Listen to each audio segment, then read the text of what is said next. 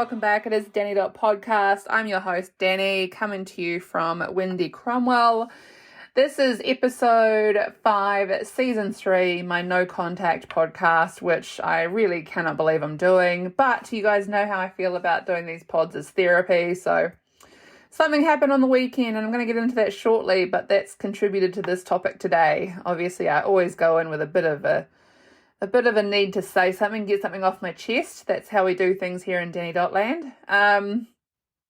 Hope you've all had a really great week. It was quite fun doing that podcast last week. I feel like I was just blah, blah, blah, blah, blah.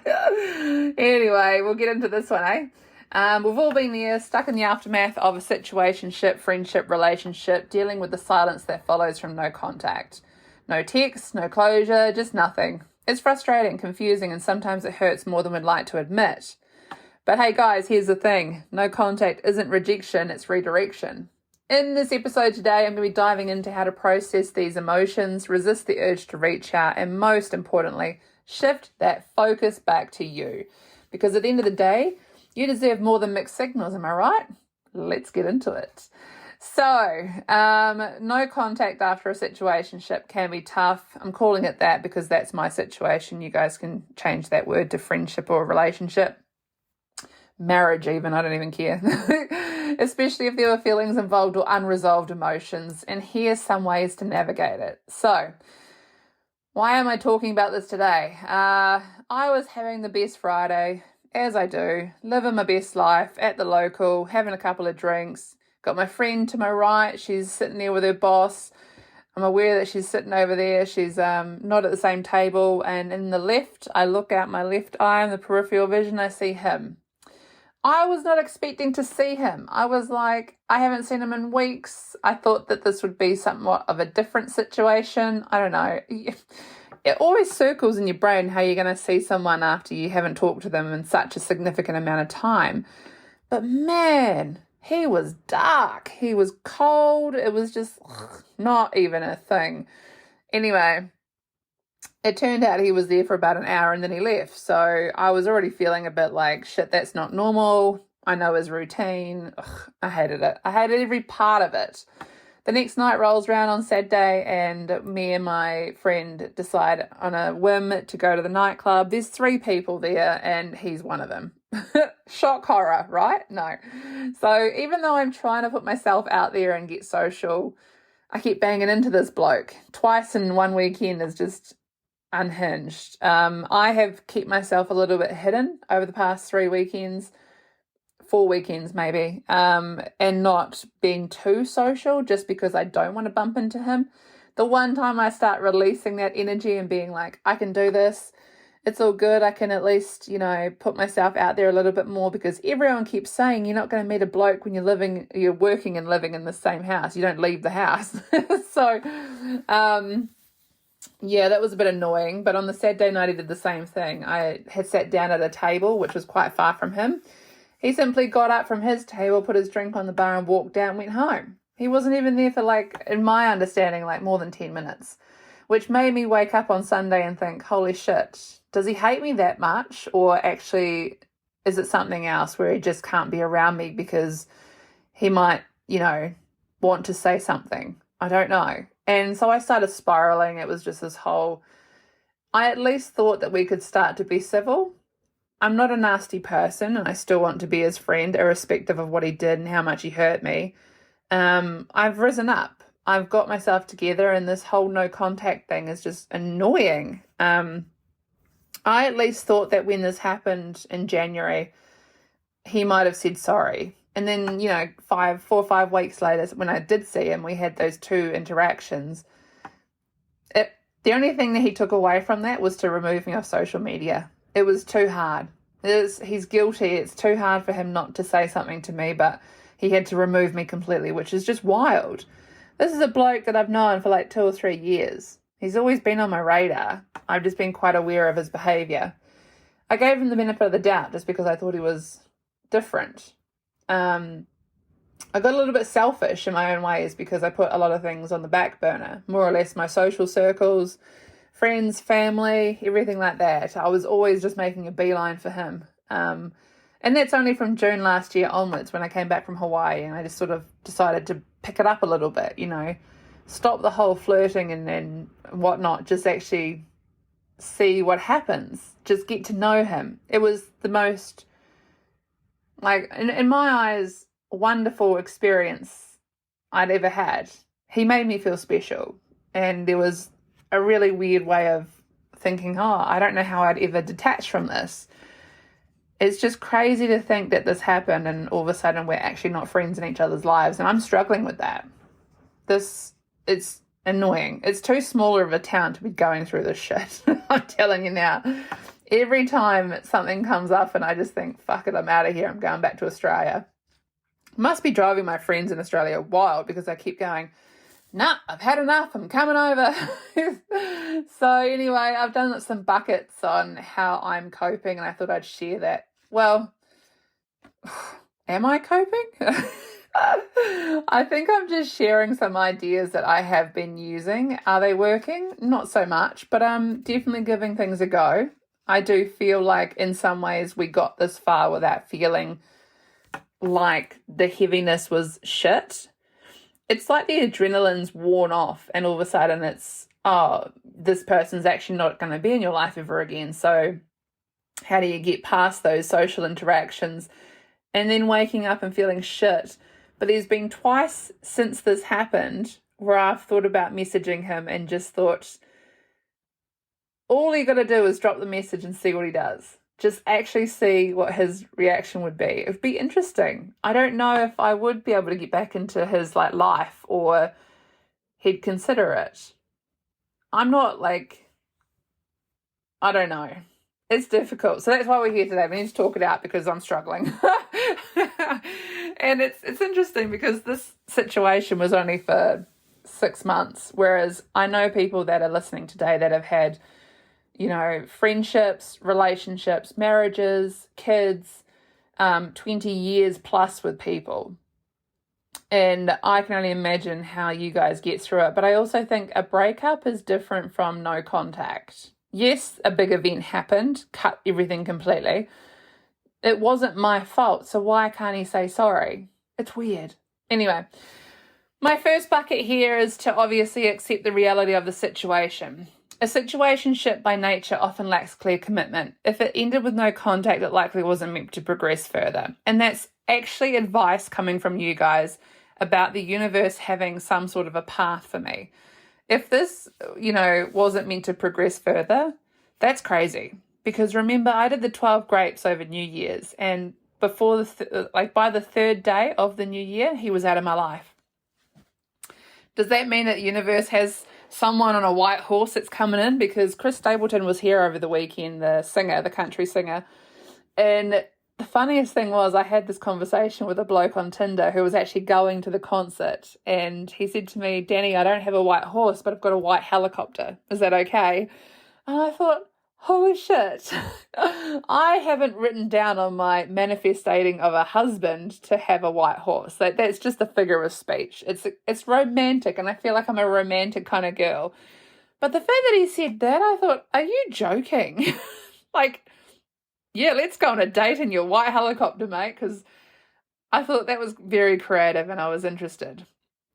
The next dot point is obviously to accept their absence as an answer. If he wanted to be in your life, he would be. That is exactly what should have happened to me, but wasn't. It's going to happen. I am a person where I thought he would apologize for his behavior, his infidelities, but he's guilty. And no one screams that more black and blue than my mum.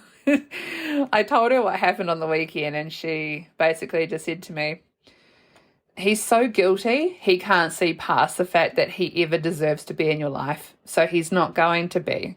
And I don't know how I feel about that. So my second bucket here is to prioritize your emotional healing. You need to allow yourself to grieve. Even if this wasn't a traditional relationship, my feelings were real. And it's something that I would say 12 to 15 years of being alone and not actually putting any sort of emotional attachment on anyone to actually unravel those layers a little bit and start to think someone was subsequently meant to be in your life and you start to have those feelings. Like I have audio noted quite a few of my friends just in absolute tears, and they were like, why is she reacting like this? Because it's so out of box for me, but I truly didn't know any other way with this bloke. I just thought he was going to be it. I was getting excited. I was like, oh my God, I actually could put him as being in a relationship on social media. Like, I was excited.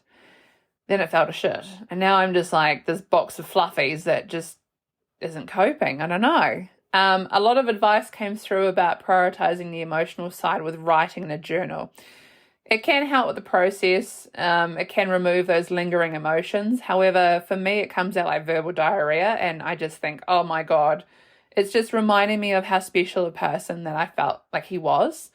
So I need to level up my journaling situation a little bit and stop talking about the past and trying to get those emotions and grief off my chest, but actually just trying to drive it into being, you know, what do I want from life, as opposed to writing out the situation, and not so much writing what went wrong or how things could have been different, just changing the narrative, I suppose.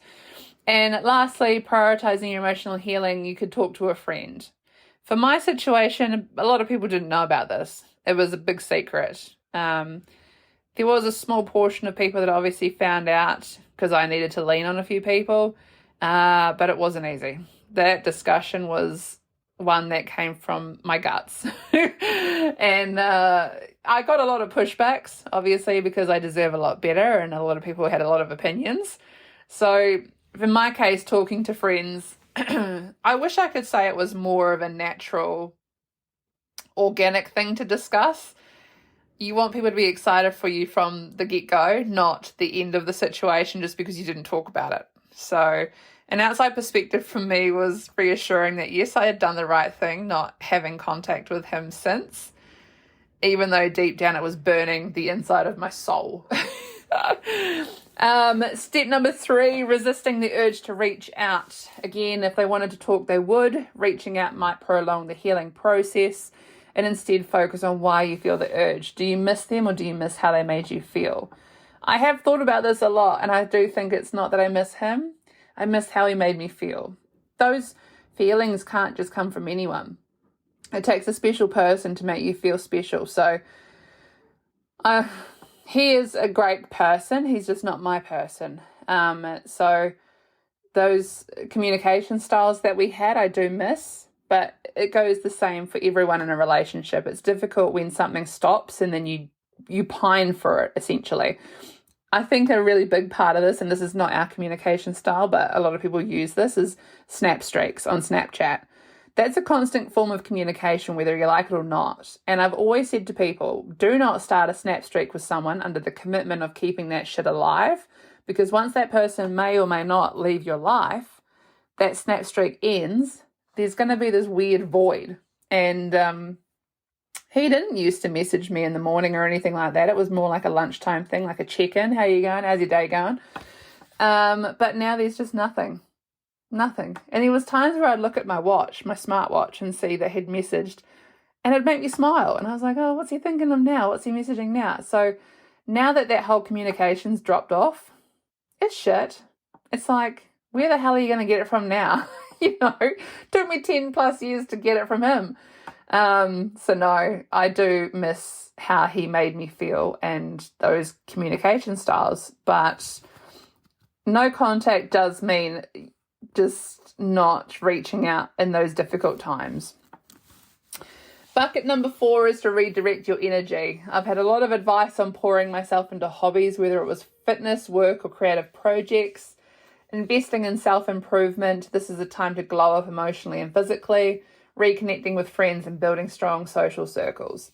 I laugh at this a little bit just because I feel like his attraction to me wasn't physical.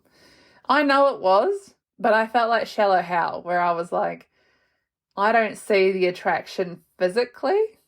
I felt like it was there emotionally. We spent a lot of time talking about this, that, and the other. So for me, it was really an emotional thing. And if someone said to me, you need to invest in self-improvement, I don't think it should be a glow up emotionally. I'm not trying to do anything physically at the moment. My couch to 5K challenge was simply just something to drive my attention into. I'm one of those people that really loves to just, I don't know, test the waters and do things that are really different. So, yeah, I don't really have any hobbies at the moment. There's a lot of people asking if I'm doing 75 hard, which would be the norm in this situation, but I did that last year and I don't need to do it again. I just know that I do love routine, but for me, there was just a lot of comments around people saying that make yourself unrecognizable. I don't really want to be unrecognizable to him ever again. I always want to be myself just because it's how it all happened. And there's nothing really about me that I want to change. So those glow ups, they just didn't even, my energy wasn't directed into a glow up or anything like that. I did pick up a diary by a company called Made of Tomorrow. I don't know if you guys have heard of it.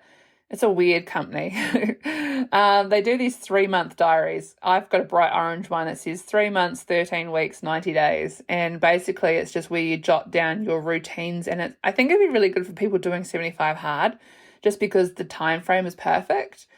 But I don't know. For me, I just feel like I'm just not there yet. I don't want to redirect my energy into something so extreme. And I feel like my friends and family on social media would just be like, not this again. Bucket number 5 is to shift your perspective. No contact is not rejection, it's redirection. If they were right for you, you wouldn't be feeling confused or hurt. You deserve someone who's intentional about you, not someone who makes you feel like an option. This spoke volumes. I've always said that I want someone who makes me feel like I'm the reason, not an option. And it's interesting to think that out of all of this, I did turn into the option. I think I was the option before he went back to his ex. He's not back with his ex now. That's not what happened. But at the time when he got the wobbles and he slept with his ex, I was just an option. So yeah, there's a lot to shift your perspective on. And I do think that you need to take away the fact that no contact is not rejection, it's redirection. It's the universe saying to you, you've got to redirect your attention because honestly, more often than not, something that should have been in your realm has passed you because you're observing something else. And let me tell you, when we first started like hanging out, there was a lot of attention from a lot of different guys. I popped out a 75 hard. I had so much like confidence in myself. My self-value was through the roof. I had multiple men that were dropping their phone numbers at me. And it was like, for some reason, my attention just went to this bloke. One person out of like 5, 6, 7. And I just think, what the frig, Danny? Far out. And honestly, he could have been in that realm. One example would have to be the Halloween night. I went to the nightclub wearing a devil outfit and I went with a guy friend who is just an absolute stunning human. I love him to pieces. He's probably like just a little bit too young and I want him to experience the world, so we're not going to go down that path. But I met up with this guy on the dance floor and I have a photo of him and it's quite in the dark. And the most exciting part about it was I shared a dance with him. And then this other bloke that I was getting to know grabbed my hand, got the shits with me dancing with this guy and ripped me out of the nightclub and took me home. Turned out it was like a really great night for me.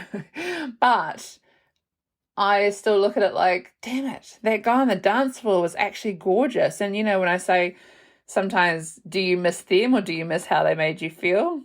I would look at this guy and be like, I would miss him. He was hot, but maybe he doesn't have that emotional intelligence. I'll never know. It was just a really weird sliding doors moment, you know. Could have stayed on the dance floor with the hot guy, but went home with the guy that made me feel special. And honestly, it was just nice to have him. Like, he knew that I was, like, the guy that I was getting to know, this whole situationship, he was the one that knew that I was just a little bit too drunk. And he's the one that put me in the coach. So he obviously saw me dancing with this bloke, grabs my hand, puts me in the courtesy coach with him, walks me to the front door, and I fell asleep on the couch. And he was still there when I woke up, but he was asleep as well. And it's just like, I look at it now and I'm like, man, he was really sweet to do that, just because, I don't know, anything could have happened. I could have made an absolute fool of myself, but he kind of like kept me safe. And it was those types of weird emotional attachments that I had to him where I look back and I'm like, that was cute. Bucket number 6, you've got to be open to something better. So situationships often lack emotional security. Now that you're free, you can attract someone who's willing to give you the commitment and clarity you deserve, whether you detach from the wrong person or you make space for the right one. So this is where I can't get my brain to like flip. And it's so easy to like not stay with, but how are we supposed to be open to something better when we're sitting there thinking we need to resolve and get back and, well, not get back, but just have that open door again to having a friend in that person?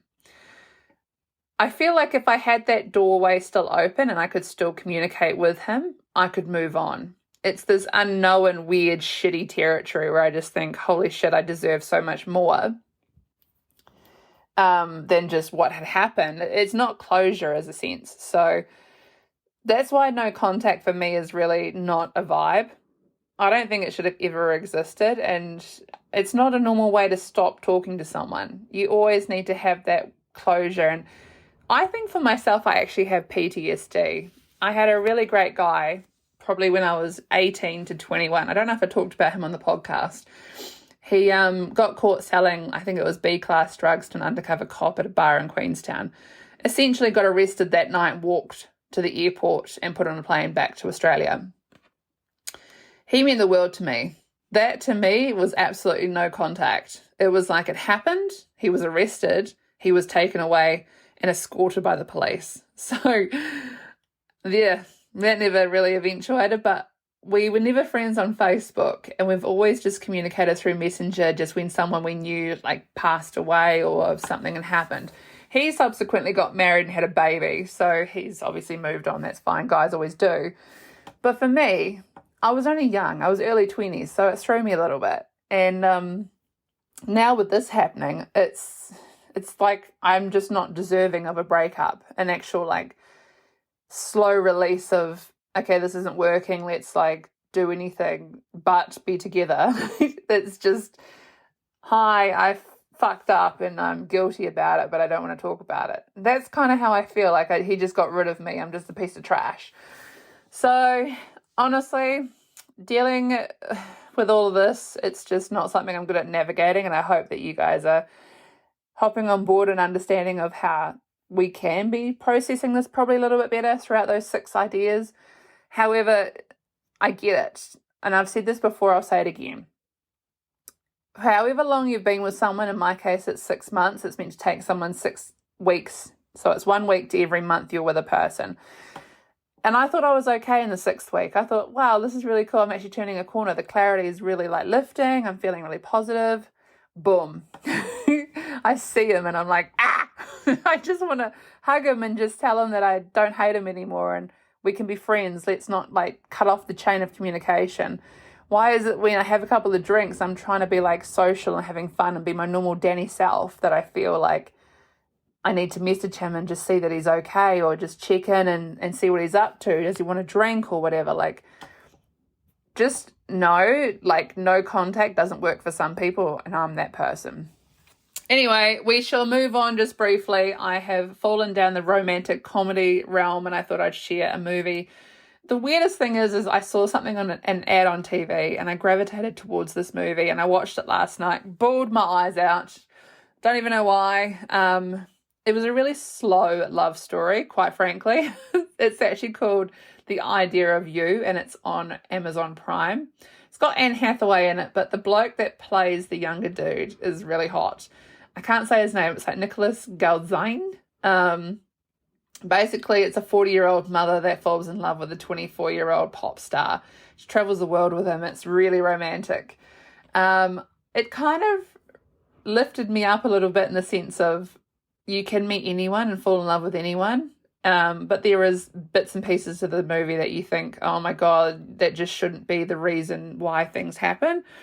And I am really observant and open to love happening in any way. So it's not a big deal. I don't know if I told everyone on the podcast about the bloke where I think I was like 30 and he was 24. And yeah, I moved to Australia and he lived in Queenstown. And then when I moved back from Australia, his mum ripped him to Perth. So we were never able to actually be anything, but I still think about him just because it's kind of like one of those what if moments. But yeah, he played a big part of my life, but I felt like he was too young. And now I'm thinking, doesn't really matter. There are, you're only as old as you feel, but love is love. And what's really kind of scaring me is that, I don't know, maybe one time in my life I might actually end up back with him. And there is actually an Ashton Kutcher movie, A Lot Like Love, with Amanda Peet. I always fell in love with that movie because it is two people that keeps coming across their own paths with each other throughout life. Subsequently, me with the bloke that got arrested and escorted to Australia, he got married and had a baby, so I don't think there's really going to be like a reconnection there. But maybe I am one of those people that, if not now, when? It might happen later. So anyway, the idea of You, it's a romantic comedy on Prime. I definitely recommend it. And also A Lot Like Love by Ashton Kutcher and Amanda Peet. That's kind of an older movie, but definitely one that I really loved when I was young and in my 20s. For all of you guys who need support on the no contact side of things, I joined a Facebook group called No Contact. Yeah, wild. I think honestly it makes you feel better about your situation just because people have it so much worse. I went like 5 weeks without talking to this bloke. There's people on that can't even do 10 minutes. We broke up 10 minutes ago. He got in the car and he drove away. Now I need to text him. Like, no, that's not no contact. You're doing my head in. So honestly, if you're feeling like you're not coping and you need a little bit of a support, join the Facebook group. It's funny. Yeah, I recommend it. It's a bit of a weird one. Just a little update. My kitten, Posy, we found out the other day that she is a he. It's not a bad thing, but I have sort of started calling her Po, P-O. I've sort of lost the window here for opportunity to call her something to do with something, maybe aviation, because I love planes. And now that it's a boy cat, I could have called him Raptor or something fun. I was going to do a bit of a pod based on Posy being called Poe and how Posy's a lad. But I was thinking if I did anything in the title of the podcast, people search, obviously, keywords when they're looking for podcasts. And there is that British politician, Posy Parker. And I thought, I'm not going to mention that in the pod because I don't want that demographic of people listening to my podcast. She's quite, she's a bit of a gender critical activist. So yeah, no, that's a hard no from me. And lastly, something interesting. Obviously, I told you guys about my solo trip to Florida. I went to push the button and book that. And right now, Air New Zealand's having sales to America. On Thursday, I think last week, I was saying to my mum, I am bored. I just have no motivation. And I saw a quote that said, if you are bored, that is the universe about to level up and give you something to sink your teeth into, essentially. Guess what happened? At 1 o'clock Friday, I got a phone call for a job I applied for in January. Basically, it took them until then to get back to me about it, just because they sifted through close to 30,000 applications. It's to be a chief hangover officer for a company called Alc-Ease, ALC-EZE. It's a hangover company. So they basically go around the world and they test hangover cures, and you get paid $100,000 to do it, and they pay for everything else, but you just have to be quite honest and open if something relieves a hangover. And they want you to come across an interesting thing to help people with hangovers. I thought when all this went down for my situationship, I need to sink my teeth into something interesting, irrespective of my actual daytime job, and how I told you all last podcast that, leveling up your financial situation is da-da-da-da-da. here I am about to like run off into the universe and go and play with a hangover company and seek alternative methods. But yeah, so I've done the written application, the phone application, and now we're doing the video. So I've got to do a 2-minute video based on people's perception of me and memories they have of me with, a couple of drinks and how they've gotten over the hangover the next day because of drinking with me, it's fun. I put it out on social media and it was interesting to say the least. Definitely got some really fun feedback and memories I completely put to the side. So, I'll get that application through and we'll see what happens. But I would be absolutely thrilled if I could do my podcast from another country that was random because I was on a night out and the next day I was testing IV lines to give me vitamins and make me feel better after a hangover. Yes, that's interesting. It's weird. I think people yesterday when I mentioned it was just like completely caught off guard, and I don't know. That's how I run though, just really weird topics and things to talk about. So of course I'll let my podcast people know first if I got the job. We know the application has to be in by Friday, and then I'll find out sometime in the future. So it was mingled down from, I think it was like, I don't actually know. I saw a number, but I don't think it was right. I think it was 22,000 potentials, and I think they've come down to like 10 people worldwide. So anyway, I hope you've obviously taken a fair bit away from my no contact podcast. It certainly helped me. I feel a little bit lighter across the chest, a bit the shoulders. You roll the shoulders back, unclench the jaw. There's no harm in this whole way you do your no contact side of ending things. It's just, what does it look like for you? And if it makes you feel miserable and you need to break that no contact just to sort of alleviate some sort of friendliness, do it. I feel like for myself, I'm going to have to. I'm in too smaller of a town, and it's just his mannerisms of, upping and leaving the bar just because I'm entering it is just stressing me out because I thought we had something special. So I might reach out to him and just sort of say he can hate me all he wants, but I'm okay with him. I don't know. We'll see how we go. Anyway, have a great week. I'll talk to you next Tuesday, and don't do anything I wouldn't do, eh? Bye for now.